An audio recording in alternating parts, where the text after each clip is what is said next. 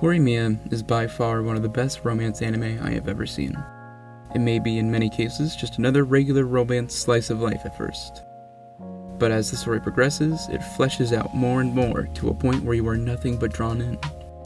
However, the story itself is not what makes Horimiya stand out to me, but other subtle cues, such as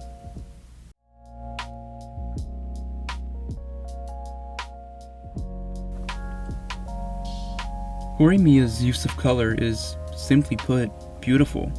It doesn't bombard you with flashing colors everywhere, or have this super colorful atmosphere. In general, Horimiya has a pretty blandish color palette, with some exceptions of hair color amongst some characters. But it doesn't always stay this way. Horimiya turns already decently emotional moments into masterpieces of simple colors. It turns everything in the background white, and silhouettes the characters in the scene in a color.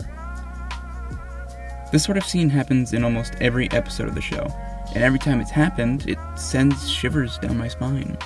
The creators are just making these scenes more impactful by not only subtly changing the dynamic of the scene, but in a cinematic sense, it makes it a truly beautiful moment. In these scenes, two colors are mostly always used in these silhouettes, blue and red, with yellow also being used in few scenes.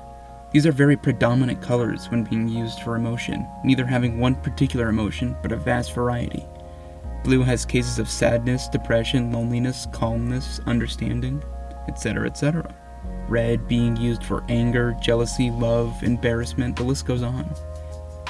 Using these two colors in particular adds to each of these scenes a sense of emotion that's expanded upon with what we know from the characters already. One scene this is impacted with in particular comes from episode 1.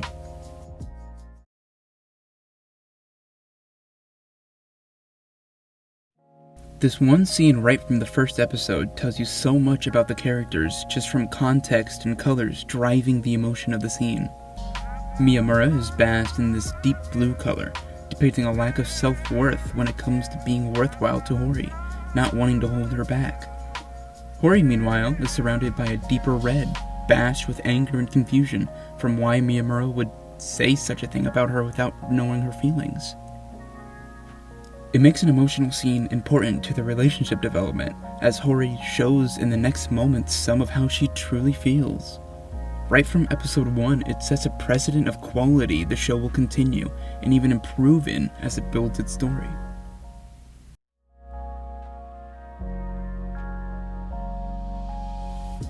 On another hand of the use of color, there's also an amazing use of lighting in the show. Lighting in film and media in general is such an important part of the process. Having different uses of lighting can signify dramatic changes for a character, how they feel, how they're perceived in a perspective of another. Horimiya uses these lighting techniques very effectively when it comes to driving out the emotions of their characters. Whether or not these uses of lighting are obvious, they are intended to subconsciously implant these emotions in your head too, showing the genius of this technique not used in many anime that I have watched or have noticed. An early example of this would be for episode 2, where Hori is talking to the president about an important paper that she quote-unquote lost.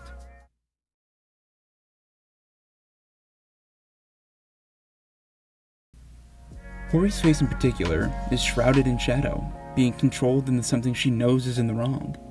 The president's face, however, is shrouded in light, a light of knowing. He has this intimidating power from his position that is overwhelming Hori. Hori, shrouded in the shadow, doubts herself.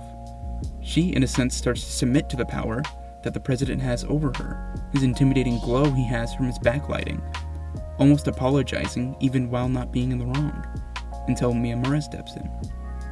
This sense of not knowing and submission is instantly vanished as Miyamura comes to save her. When he touches her shoulder in support, she's immediately flushed into light, burning away the doubts she's had. It throws the scene into such an important moment for Hori, being able to know she can rely on Miyamura and her faults for standing up for her in such a way. Horimiya has so many of these moments, being shrouded in shadow while other characters in the foreground basked in light, representing want and desire they may never have. It elevates Horimiya into a whole new level of greatness and depth to the story.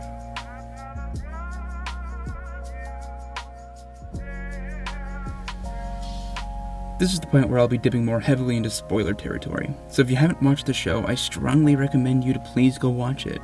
It's truly one of the most well-written stories when it comes to character development. Horimiya's character development is spectacular. Every main character in the show gets their own moments in the light, all of them being able to show and develop their own feelings, and none of them strive off to become one-note character nobodies. I'll go into detail for one of my favorites, because if I were to go into detail for each individual character, I would be here for a while.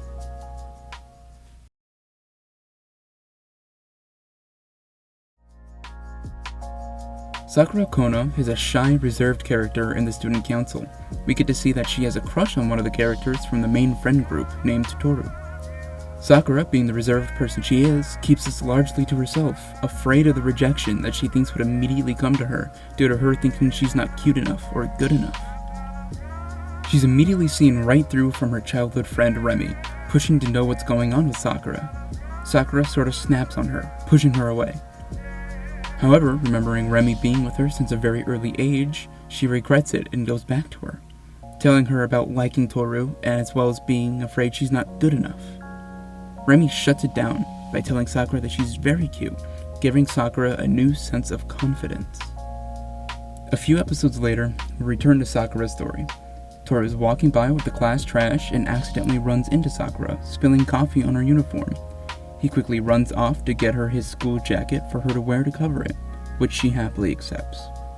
In return for the jacket, she makes cookies for him, and tries to give them to him when she returns the jacket, but nearly falls short of giving him the cookies, reverting back to her old, reserved self. But then, while he's leaving, she shouts out to give him the cookies. Doing this, she breaks out of her mold, breaking away from being the shy and reserved girl she was before, finding that strength that Remy helped provide her with.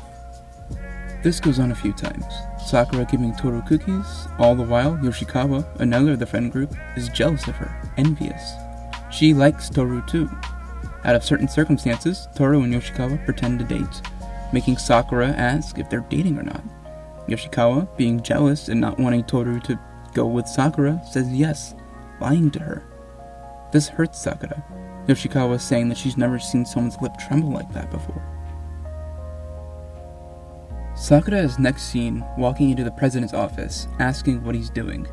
She then sees Yoshikawa and Toru outside walking together, not listening to a single thing the president is saying. She then tries to rush out of the room to avoid having her emotional side show, where the president stops her and asks her what's wrong. She admits that she was rejected before admitting her real feelings. The president replies with essentially, "What kind of moron wouldn't want to be with you?" After this, Sakura breaks down crying, revealing her emotional side with no care anymore. Part of Sakura's character is a fear of rejection. Sakura is shy and reserved at first, not letting her feelings show at all. This fear of rejection overwhelmed her to not pursue any further. However, after gaining the confidence from her childhood friend, she started making moves on Toru, only to be shot down completely without him truly knowing her feelings for him. It's heartbreaking. In the last episode of the show, there is one last scene with the two of them together after their graduation. Toru runs into Sakura, but Sakura thanks Toru. She thanks him for making this year one of the most fun years she's had, largely in part of him, and that she would never forget him. Sakura in this scene brings another part of her character, acceptance. She's accepted that sometimes, no matter how you yearn for something, that sometimes it's out of your hands. She's learned to accept rejection instead of being afraid of it, something that is important to learn to grow as a person. Being shackled by nerves or fear is never something that one would strive for. She was able to break through those shackles, only being able to do so after facing what she personified at first, that fear of rejection. Sakura is one of the characters that get the least amount of screen time dedicated to her. However, her character is still extremely important to storytelling as a whole, going to prove Horimiya's character development and story to truly be one of my favorites. Also, if you think Yoshikawa is terrible for what she did, you didn't watch the show like I told you to. Go watch it.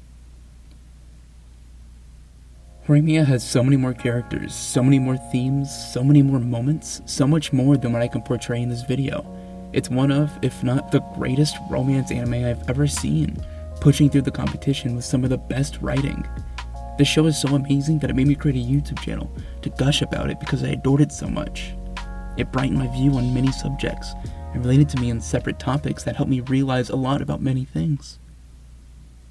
It's a masterpiece, nothing less.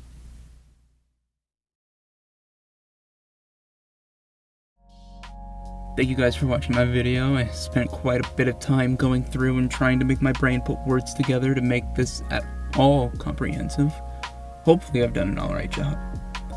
If you like the video, do me a favor and go ahead and aim through and snipe that subscribe button for me, and hopefully I'll have more content coming from different anime, more analysis coming soon. And have a fantastical day.